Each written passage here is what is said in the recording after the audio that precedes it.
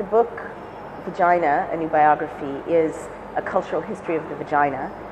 So it looks at why, historically, in most cultures, women's sexuality has been targeted and demeaned and belittled. But it also looks at some very amazing neuroscience, new discoveries about female sexuality in the last 20 or 30 years that really kind of make everything we thought we knew about female sexuality obsolete. And when you look at that new science, you see that, in fact, it explains a lot of mysteries about the female condition and women's sort of collective mood. But it turns out that the brain chemicals, the neurotransmitters that are released when women are in cultures that support them in knowing about sexual pleasure also boost female confidence, female assertiveness, female focus, a sense of meaning. And to me, this is a huge insight because it explains why female sexuality has been targeted for 5,000 years, that pleasure makes women difficult to control and subjugate. So that is some of what the book is about. You can't say that the only reason female sexuality has been targeted and ridiculed is this amazing new data about how dopamine, especially, which is boosted when women anticipate sexual pleasure, also boosts female confidence and sense of trust in their own judgment. But I think it's a very, very, very important finding, and let's flip it around, okay?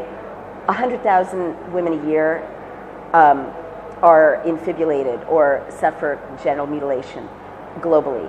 And this isn't just, the neuroscience shows, this isn't just an attack on their bodies.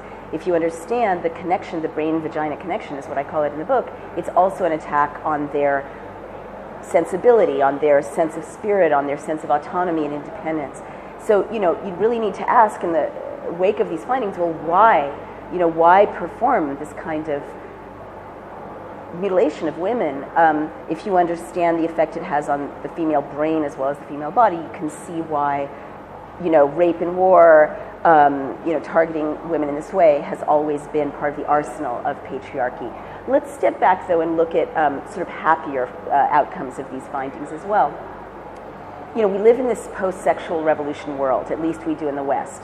And it's definitely, from what I understand, sort of, India has its own sort of variation of the sexual revolution that has been in the news for the last 30 years. So it turns out that this has not liberated women sexually. It hasn't led to greater happiness. Women in the West, and the numbers are probably the same globally, have 30% reporting low libido. They're not interested in sex. And another 30%, some the same women and some different women, don't reach orgasm regularly when they want to. These numbers haven't changed since the 70s, even with all this information, pornography available 24 hours a day.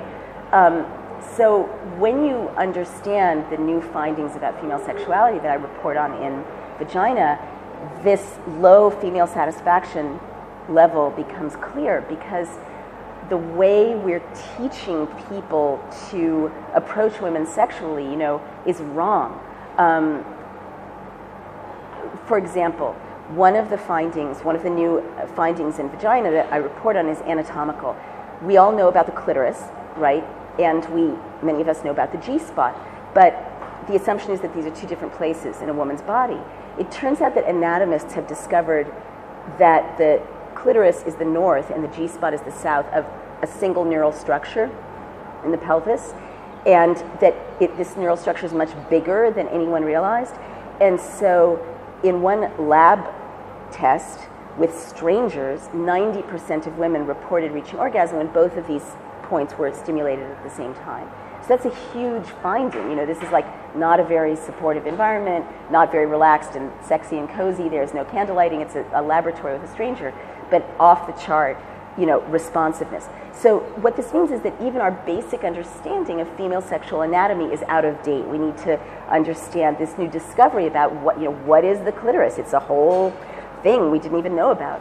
There are other findings. It turns out that every woman is wired differently neurologically.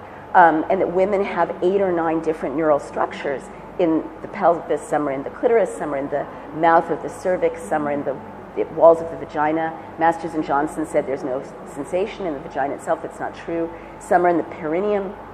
But every woman is unique. And so what this means is that if you want to make a woman happy, you need to kind of approach her as if for the first time. Like, every woman has to be understood on her own terms. And women have so many judgments about their response, and they're often thinking, well, there's something wrong with me if I don't respond like my girlfriend does, or if I don't respond the way pornography says I should. But it turns out that we're all wired differently. So these are fascinating findings to me. There's a final one that I really have to mention, and it goes to these very high numbers for sexual dissatisfaction. It turns out that the autonomic nervous system is really important in female sexual response. What is that? It's the part of you that goes to your heart rate, your respiration, your breathing, your circulation. And you can't will it into being, right? You can't make yourself, have a higher heart. I mean, I guess some yogis can, but most of us can't do that. So it turns out that, pardon me, for women, very heightened autonomic nervous system response, like the heart racing, the blood flowing through the body, is very important for arousal. Well, what stops that autonomic nervous system response, flat, dead, done, for women is stress or resentment, anger, fear. So this mind-body connection is so powerful. It does explain why, if a woman is bothered by her partner not putting his socks or her socks in the hamper in the morning and then wants to make love, after dinner, a woman can't just turn off her resentment and turn on her lust. They're connected. So to me, this, as a feminist, this is a great thing to understand scientifically, because it means if you want a woman enthusiastically to want to make love with you for the rest of her life, you have to be nice to her, for the rest of her life. So these are quite revelatory new findings, very interesting to me. Yes, I should stress that this has been widely misinterpreted, interestingly, in the West, and not in the West, which raises some questions about the West, I think, but I'll tell you what I mean. There is, so let me step back and say yes. First, I should define terms. When I talk about the vagina, our language is impoverished. I'd be very interested to know if there are better terms in Hindi or Urdu. There are terrible terms in English. The vagina is technically just the inside of a woman's body, but it turns out that the sexual nexus of a woman is the whole inner labia, outer labia, clitoris, vagina, mouth of the cervix. They found a new sexual center for women at the mouth of the cervix, the perineum, as I mentioned. That's what I mean when I say vagina, that whole thing. We need better language. But I do tease out the ways in which, it's all about the brain-vagina connection, the ways in which what happens to a woman sexually also happens to her mind. And I dimensionalize it, you could say it happens to her soul as well. Like I was very interested, and this is true for men too. You could write this book about men. We're not discrete entities, we are all of these things together. But one thing I looked at was the role of trauma, for instance, in female consciousness, sexual trauma. 1/3 of women have been raped. There's a huge issue in India as it is in the United States.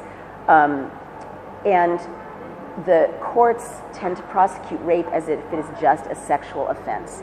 But the new data about how rape stays in the body and stays in the mind shows that it's also, I would say, a spiritual injury and a psychological injury that you can measure, like the saliva of women who've been raped. You can measure the rape in their saliva in higher cortisol stress levels. Women who've been raped have balance problems, vertigo, dizziness, a whole range of difficulties that don't seem connected to a sexual injury. And so I think it's important to understand that so that we can recognize how to support rape victims better. But the reason I'm saying that is that it's not just, the vagina is not just the vagina. What you do to harm a woman sexually is not just done to her on a sexual level. Putting it more positively, and this is something that Western audiences have sometimes, not my readers, but critics, have found very disturbing. or hard to get their brains around. I was looking for any culture, any subculture where women felt positive sexually, and it was very hard to find. But there were only a couple that I found, in the West, and the one thing that they shared was a concept of the goddess as part of their sexuality, as part of female sexuality. And Tantra, for instance, was very influential to me in this book. The people I interviewed in tantric communities, I'm not proselytizing, I'm not saying that's the way to go, but the women, because there's a discourse about the divine feminine as part of female sexuality, they seemed more healed sexually than most other women I interviewed. So then I mapped up tantric practices against Western neuroscience, and many things that tantric tradition teaches people to do to women, or teaches women to do, have a neurological positive outcome. For instance, if you tell a woman she's beautiful, it relaxes her autonomic nervous system, and Tantra says make the room beautiful, light candles, put flowers, say, I acknowledge the goddess in you. This relaxes that stress response so that all these other good things can happen. Stroking, the less kind of linear pornographic model of sex, boosts female oxytocin, which makes women feel more attached to their partners, makes them calmer, and so on and so on. But I was also just interested in the idea of the goddess as part of female sexuality. What would that do? And the conclusion I reached was that in the West, because of the Judeo-Christian tradition, especially the Christian Pauline tradition of St. Paul and the Church Fathers identifying, in the 4th century, identifying the feminine, and this is the heritage we have in the West, with the devil, the abyss, hell, and the vagina is literally like the gateway to hell in this language, fallen, it's Eve, sinful. Like women sexually in the West come into the world with this idea that they are profane sexually, that they are damaged sexually, that they are sinful sexually. And I just don't think you can be whole in that environment. And so I was very interested in the idea of the goddess as part of our idea of sexuality, and cultures like the Tantra culture, which talks about that, or some Han Dynasty discourses too about sexual practices in China, because of the healing role that could play, certainly for Western women who are so, I think, brutalized by this discourse of sin and, sluttiness and profanity. Yeah. So this is so interesting, and this is such an important question. And I had the same question, like how could it be? It almost seems magical, like how could it be that this act, which is not violent, quote unquote, has this measurable, life-changing, destructive effect. I mean, one scientific measurable effect I didn't mention, which is amazing, is that the autonomic nervous system responses of women with rape or sexual abuse in their history are different from control group women with no sexual abuse in their history, so that women who've been raped, their heart rates respond differently to exercise and erotic videos. In other words, their whole chemistry, has been changed, permanently until they get body-based intervention. And this explains so many rape victims who think they've, talked it out with their therapists, they're in loving relationships, but they just can't get over sexual blocks. It turns out that there's a physiological reason for that, this autonomic nervous system damage that rape can cause. Why is that? Well, the only thing I've seen which suggests an answer, and it seems so intuitively right, is that in this German study where they took two groups of women who'd been tortured, one was raped in war and the other group was tortured in war in the exact same context, right? The ones who'd been tortured, their stress levels did not rise measurably when they recounted their torture. The ones who'd been raped, their cortisol levels rose. Why is that? The researchers hypothesized, and this seems right to me, given what we're learning about the science of trauma and PTSD, that because in a rape, your assailant is so close to you, right, is inside of you, like so close to you, that heightens, the whole body's sense of endangerment, in this completely impairing, permanent, imprinting sort of way. That felt right to me, like there's some distance. If someone's torturing you, they're not in you, right?